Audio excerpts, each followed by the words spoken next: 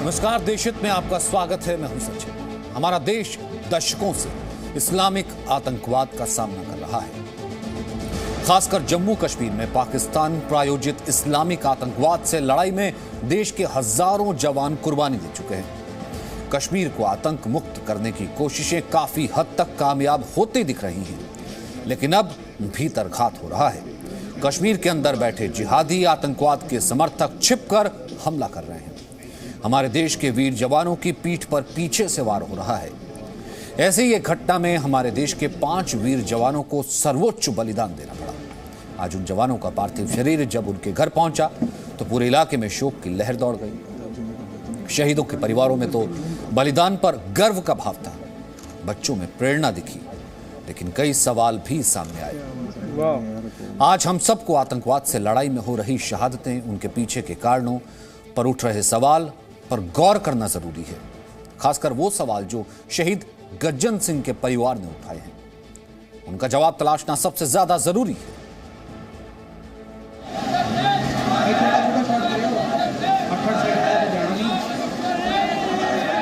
आंखों में आंसू हैं, दिल में दर्द का तूफान है। शहर में सन्नाटा है, गलियां गमगीन हैं। आसमां खामोश है, ये शहीदों की जमीन है।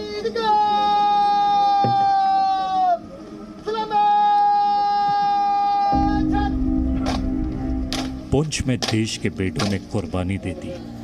तिरंगे की खातिर तिरंगे में लिपट गए, देश की खातिर ताबूत में सिमट गए। हाँ जी गल पूछनी उस चीज का मैंने गल का जवाब बिल्कुल ठीक भाजी यार छाड़ दे कर ले पुੱਤ कर ले ਇਹ ਕਿਹੜਾ ਦੁਬਾਰੇ ਹੁਣ ਕਰ ਲੈ ਤੂੰ ਟੱਚ ਕਰ जी गज्जन सिंह ਕਹਿਣਾ ਬੁਲਾ उठ जा उठ जा मैंने तो देख रहा एक बारी। वो ताबूत में था और पत्नी बातें कर रही थी।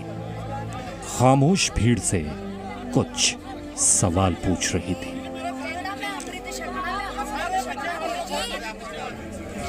वीर जी होया की कीता कायर है ओ मेरे वीर जी दस दो ओ मेरे कोची नाल की होया सारे पीछे होया मैनू छड्ड के काटे गया। लेकिन शहीद कहां बोलते हैं, उनका वचन बोलता है। देश की हिफाजत के लिए उनका प्रण बोलता है, उनके लहू का रंग बोलता है। पिठ पिछे वार के जे हिम्मत होंदी तो सामने लड़ते, जिन्हों चो हिम्मत होंदी सुकून मिलूंगा। सानू उन्होंने बदला लिया जाए, जल्दी तो जल्दी उन्होंने बदला लिया जाए। शहीद गज्जन सिंह की अंतिम यात्रा घर से गुरुद्वारे और गुरुद्वारे से शमशान तक पहुंची। पंजाब के सीएम चरणजीत सिंह चन्नी समेत सैकड़ों लोगों की भीड़ शहीद गज्जन सिंह के अंतिम दर्शन को पहुंची थी। पूरे सैन्य सम्मान के साथ शहीद गज्जन सिंह को आखिरी विदाई दी गई। शहीद गज्जन सिंह ने तो कुर्बानी दे दी थी, लेकिन उनका परिवार पूछता था कि ये कुर्बानी कब तक, ये शहादतें कब तक, कब तक इस्लामिक आतंक से लड़कर शहीद होते रहेंगे देश के जवान। हर अज 5 हो गया, तुसी अगले नैक्सट मंथ सुनोगे फिर 5 होंगे। सरकारां कोई हाल नहीं चुकदियां। 2012 तो इदां चलदा आ रहा है। हेमराज की डैथ हुई सी, सिर वढ़ के लै गए सीगे। ज़्यादा थानू मैं तो पढ़िया सी, देखिया भी सी। पंजाब के रोपड़ जिले के रहने वाले गज्जन सिंह भले दुनिया में नहीं रहे, लेकिन उनकी माटी का बलिदान बोल रहा है। पंजाब के बच्चे बच्चे की जुबान बोल रहा है। मैं बहुत प्राउड फील करंदे हां। ਵੱਡੇ ਹੋ ਕੇ ਤੁਸੀਂ सेना ਵਿੱਚ ਕਰੋਗੇ ਕਿ सेना ਵਿੱਚ हाँ। शहीद जसविंदर सिंह के 13 साल के बेटे का प्रण और 11 साल की बेटी की बहादुरी इस मुल्क के शहीदों को श्रद्धांजलि और दुश्मनों को चेतावनी है। कहना चाहती हूँ मेरे पापा बहुत बहादुर है, तो मैं भी बहादुर की बेटी हूँ। कपूरथला के वीर सपूत सूबेदार जसविंदर सिंह के खून में देशभक्ति और परिवार में फौज की तरबियत है। कैप्टन हरभजन सिंह के बेटे जसविंदर जल्द ही घर लौटने वाले थे, लेकिन वक्त से पहले जब लौटे तो तिरंगे में लिपटकर। एक दिन पहले हुई थी बात। क्या कहते थे? आना था छुट्टी पे? उन्होंने आना था, मुझे कह रहे मैं 2 दिन के बाद नीचे आ जाऊंगा, कल करके तो मैं छुट्टी आऊंगा, 15 दिन दी। शहीद जसविंदर सिंह की अंतिम यात्रा में पूरा इलाका उमड़ पड़ा था। फौजियों के खानदान का एक सपूत शहीद हुआ था। पूरे सैन्य सम्मान के साथ अंतिम विदाई दी जा रही थी।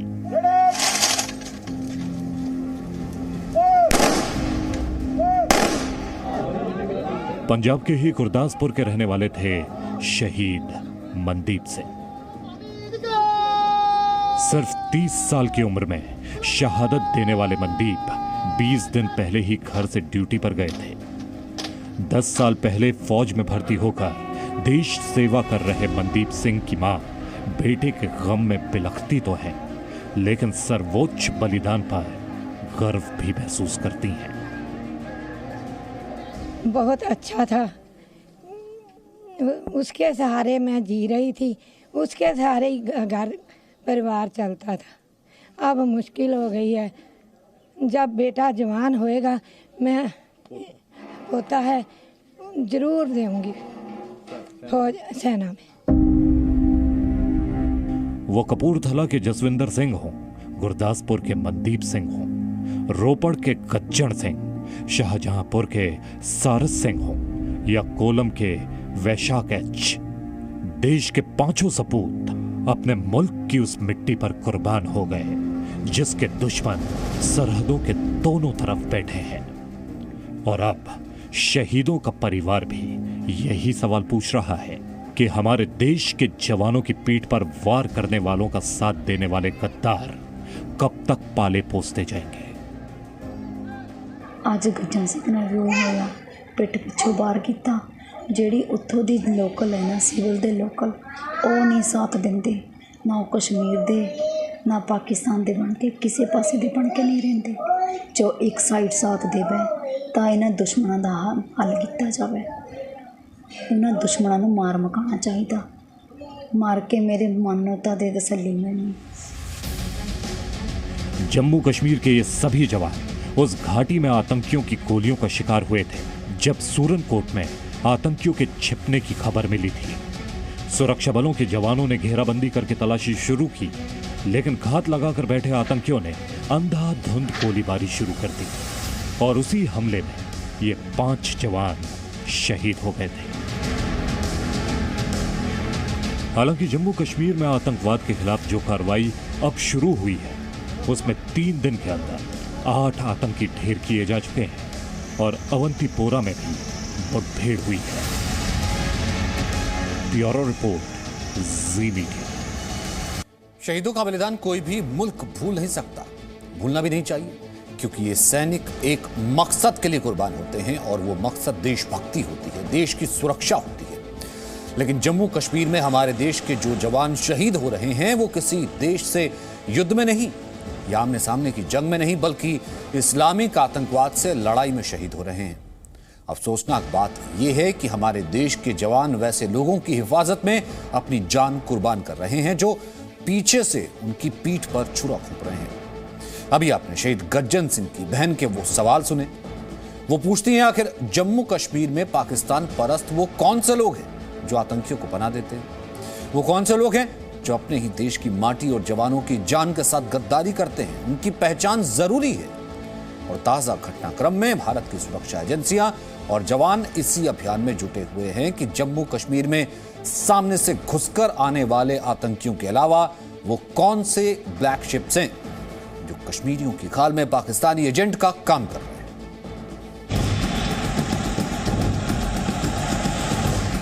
3 दिन 6 एनकाउंटर और 8 दहशतगर्द ढेर। जम्मू कश्मीर में आतंकवाद के खिलाफ ऑपरेशन हाईटेक और जोश हाई है।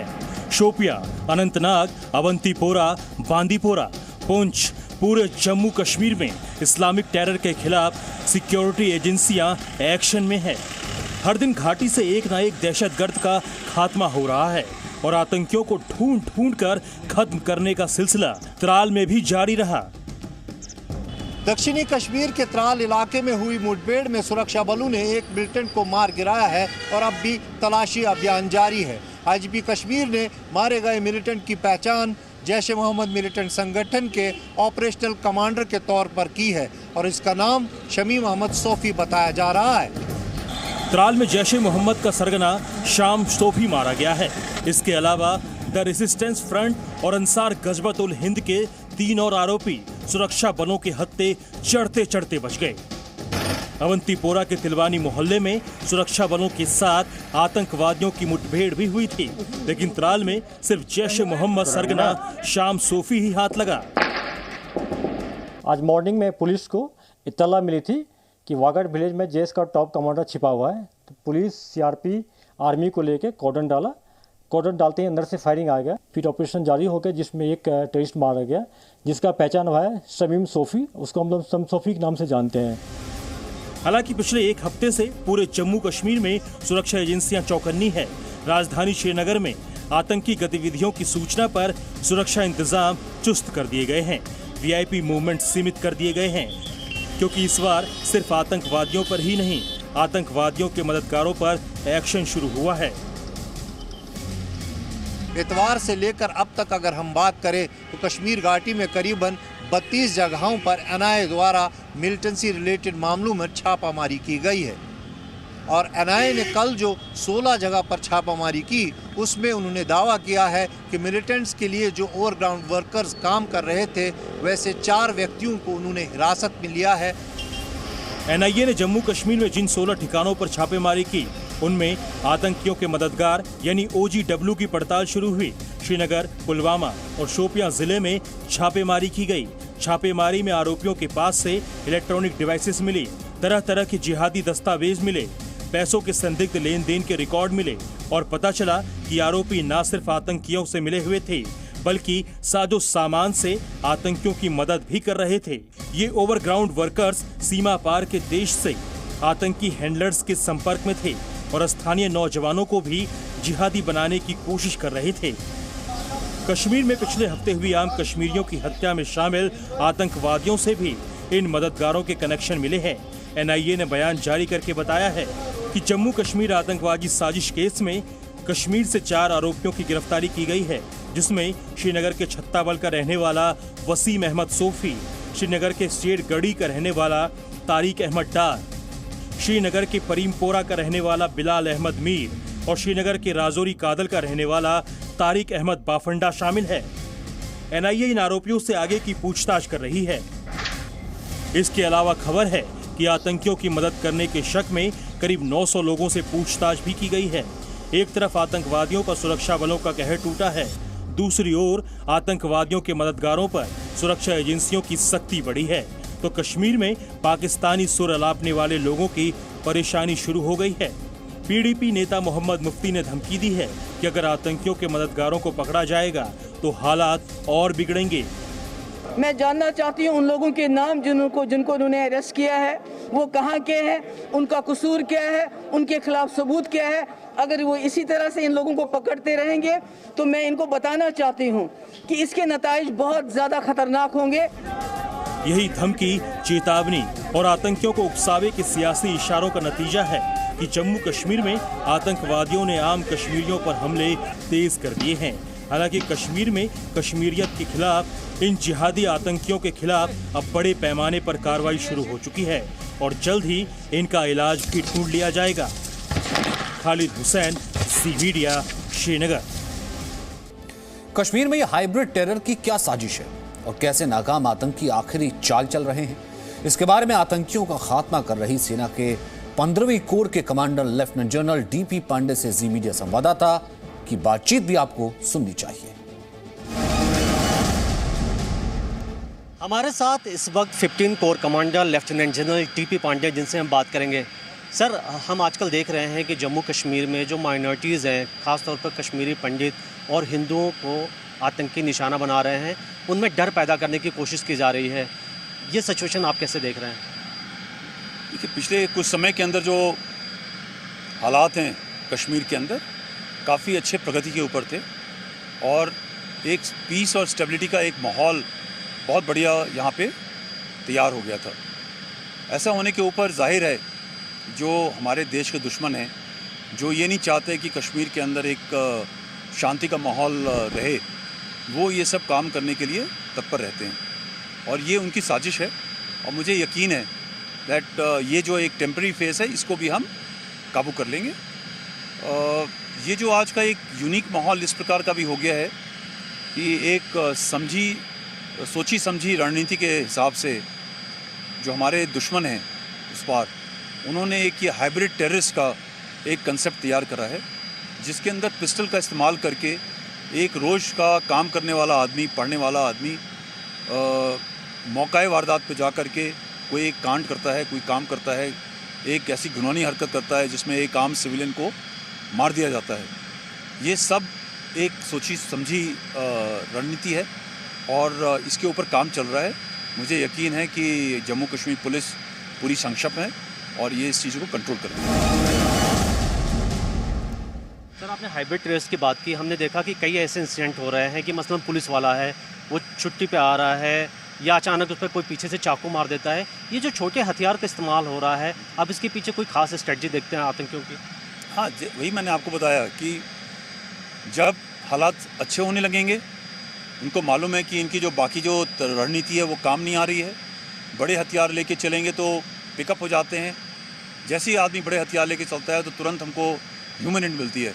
सिविलियन हमको बताता है कि जनाब यहाँ पर एक टेररिस्ट घूम रहा है और वहाँ पे फिर एनकाउंटर होता है, उसको मार दिया जाता है। नमस्कार, मैं हूँ पूजा और शक्ति के महापर्व के इस स्पेशल शो में आपका स्वागत है। नवरात्रि और दुर्गा पूजा के नाम आते ही बंगाल की तस्वीरें सामने आ जाती है। फिर चाहे हो ये पंडाल जो बिल्कुल भव्य तस्वीरें हैं यहाँ पर, या फिर सजा हुआ माँ दुर्गा का पंडाल। अभी मैं आपको तस्वीरें दिखा रही हूँ। आप देखिए यहाँ पर दक्षिण कोलकाता स्थित मोदी अली क्लब की ये तस्वीरें, एक अनोखी माँ दुर्गा की प्रतिमा और साथ ही ये भव्य पंडाल, और आप देखिए यहाँ पर जगमगाती हुई लाइट, और देखिए आप यहाँ पर जो पारंपरिक जो ढाक की ताल है वो एक अलग ही रौनक लाता है इस पूरे दुर्गा पूजा के पर्व में। और आपको बताते हैं बेहद भीड़ हो रही है यहाँ पर लोगों की, और साथ ही यहाँ पर फिलहाल आरती का पर्व चल रहा है।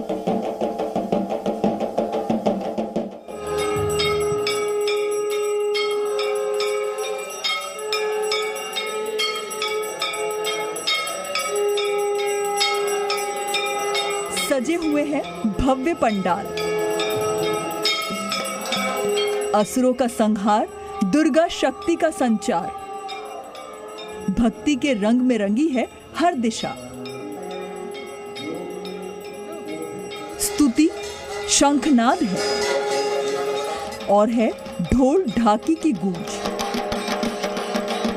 नवदुर्गा, नवरात्रि या दुर्गा पूजा, साल भर के इस त्योहार के नाम चाहे जो भी हो, लेकिन पश्चिम बंगाल में जितनी धूमधाम से ये पर्व मनाया जाता है, उस तरह कोई और जश्न नहीं मनता। भव्य पंडालों की ये रौनक इस बात का प्रमाण है। तस्वीर है कोलकाता की। पूरा पंडाल मानो सोने से सजा हुआ दिख रहा है। पश्चिम बंगाल में दुर्गा पूजा के दौरान बड़े बड़े पंडाल सजते हैं और खास बात ये होती है कि इन पंडालों में सिर्फ माँ दुर्गा की ही भव्य मूर्ति नहीं होती, बल्कि उनके दाएं और बाएं में दूसरे देवी देवताओं की प्रतिमा बनाई जाती है। सिंह पर सवार माँ दुर्गा त्रिशूल लिए महिषासुर का वध करती हुई दिखाई जाती हैं। यहाँ माँ दुर्गा के महिषासुर मर्दिनी स्वरूप के आगे पारंपरिक ढोल ढाकी बजाए जा रहे हैं। दुर्गा पूजा में शामिल इन लोगों के हाथ में जो वाद्य यंत्र आप देख रहे हैं, उसे ही ढाकी कहते हैं और ये पश्चिम बंगाल की दुर्गा पूजा का एक अहम हिस्सा है।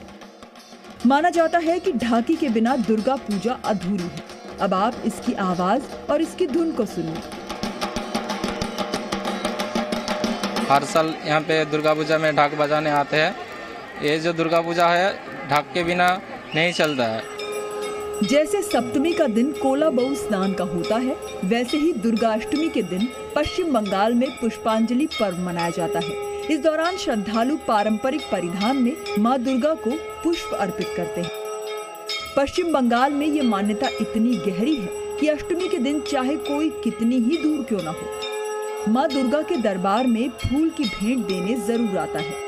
पश्चिम बंगाल के अलग अलग पूजा पंडालों में अंजलि का पर्व मनाया जा रहा है, जहां पर मां दुर्गा को पुष्प चढ़ाए जाते हैं। हम आपको तस्वीरों के माध्यम से दिखाते हैं। अंजलि कहे या फिर पुष्पांजलि कहे, यहाँ पर जो पुरोहित है वो मंत्र उच्चारण करते हुए यहाँ पर लोग बड़ी संख्या में पहुंचते हैं पूजा पंडालों में या फिर दुर्गा मंदिर में, और मां दुर्गा को फूल चढ़ाते हैं। अभी भी यहाँ पर अगर आप देखें तो बड़ी संख्या में लोग पहुंचे हैं इस अंजलि पर्व में भाग लेने के लिए।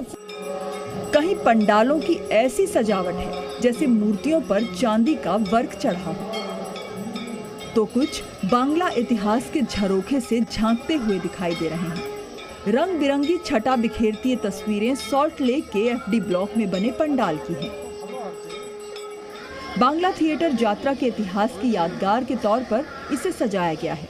इंग्लिश ओल्ड कासल की थीम पर पूरा पंडाल तैयार किया गया है और पंडाल के अंदर मां दुर्गा और देवी देवताओं की मूर्तियां पूरे पारंपरिक अंदाज में बनाई गई हैं और इस किले की सीढ़ियों को भी थिएटर स्टाइल में सजाया गया है। आबदार बंगाली में बोला जाता है, जो इसका मतलब है छोटे बच्चे के विश फुलफिल करना है। क्लब के सारे मेंबर सब मिलके हम लोगों ने 10,066 मतलब टोटल 10,066 बच्चे को हम लोगों ने नया कपड़ा इस साल दिया है। आज कई जगह सप्तमी तिथि की पूजा भी संपन्न की गई। तस्वीरें सिलीगुड़ी की हैं, जहां कई श्रद्धालुओं ने आज कोला बहु स्नान पूरा किया, जिसमें केले के पेड़ की पूजा की जाती है और उसे पारंपरिक बांग्ला साड़ी से ढक दिया जाता है। नवरात्र में दुर्गा पूजा की एक मान्यता पेड़ पौधों से जुड़ी हुई भी है।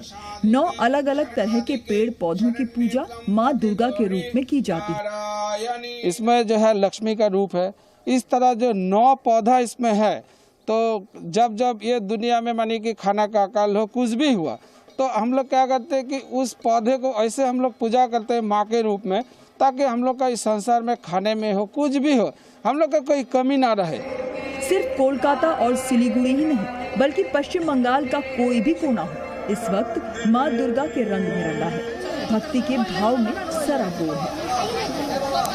शक्ति और भक्ति के ये 9 दिन पश्चिम बंगाल के सौंदर्य, वहाँ की परंपरा का निचोड़ है। शक्ति के इस महापर्व में माता के सजे हुए दरबार आस्था, श्रद्धा और भाव का वो गढ़ बन जाते हैं जिन्हें आंखों में भरा तो जा सकता है, लेकिन शब्दों में कहा नहीं जा सकता। पूजा मेहता, जी मीडिया, कोलकाता। नवरात्रि में सिर्फ पश्चिम बंगाल ही नहीं लेकिन पूरे देश भर में मनाई जाती है। फिर चाहे दिल्ली से लेकर मुंबई तक, उत्तर प्रदेश से लेकर आंध्र प्रदेश तक, नवरात्रि के आते ही मानिए कि उत्सव का जो मौसम है वो शुरू हो जाता है। और जहां नवरात्रि की बात करें तो यहाँ पर लोगों की आस्था के भी भाव है और यहाँ पर गूंज भी सुनाई देती है जो ट्रेडिशनल ढाक होता है। लेकिन अब हम आपको दिखाते हैं पूरे देश भर से वो तस्वीरें कि आज किस तरह पूरे देश भर में महाअष्टमी का पर्व मनाया गया।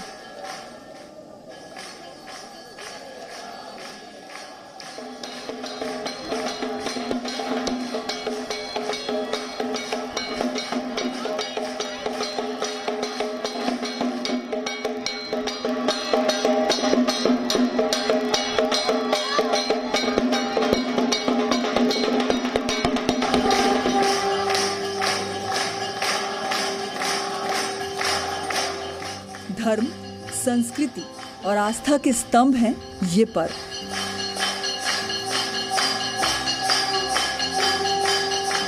अलग अलग परंपराएं हैं, उनका जोड़ है ये पर्व।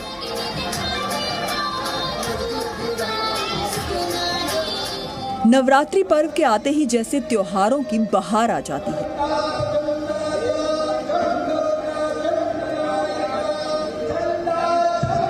देश के हर हिस्से में इस पर्व की रौनक दिखाई दे रही है।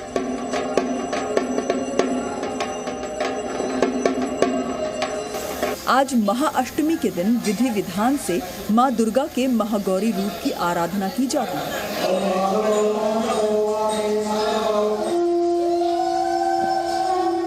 इस वर्ष भी कोरोना की वजह से मां दुर्गा का ये पर्व नियम कायदों के साथ मनाया जा रहा है। दिल्ली में भी माता के पंडाल सजे हैं। ढाक की आवाज गूंज रही है और भक्तों की भीड़ शक्तिदायिनी की आराधना में लीन है। लेकिन नियमों का पालन करना सबके लिए जरूरी है। यमुना में मूर्ति विसर्जन नहीं किया जा सकता, यानी कि जो भी मूर्ति विसर्जन का काम होगा वो ऑर्गेनाइजर को देखना पड़ेगा, बाहर कर नहीं सकते। तो हम इसी तरह एक पंडाल पर आए हैं ITO के पास, जो ये पंडाल लगा है, जो बहुत बड़े स्ट्रक्चर में पहले हुआ करता था, लेकिन अब कोरोना को देखते हुए इसे बहुत लिमिटेड कर दिया गया है, क्योंकि बहुत ज्यादा पंडालों को परमिशन नहीं मिली है इस बार। महाअष्टमी के मौके पर उत्तर प्रदेश के मुख्यमंत्री योगी आदित्यनाथ ने गोरखपुर के कालीबाड़ी मंदिर में पूजा अर्चना की।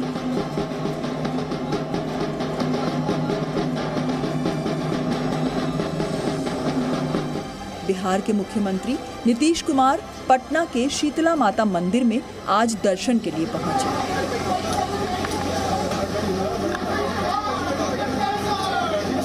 देश भर में महाअष्टमी की एक तस्वीर ये भी है। बिहार के गया में महागौरी की पूजा के बाद उलूक ध्वनि सुनाई दी।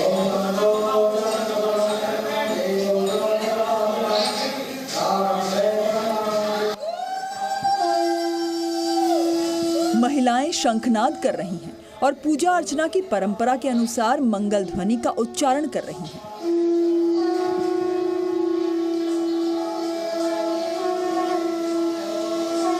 मान्यता है कि इससे नकारात्मक ऊर्जा दूर रहती है। पंडाल एक से बढ़कर एक सजे हैं। भव्यता और दिव्यता के पुंज बने हैं। आंध्र प्रदेश के विशाखापट्टनम में नवरात्र के मौके पर कन्यका परमेश्वरी माता को सोने से और उनके दरबार को नोटों से सजाया गया है, जिसका मूल्य करीब 5 करोड़ रुपए है। ये वो राशि है जो कन्यका माता मंदिर में श्रद्धालुओं ने भेंट की है।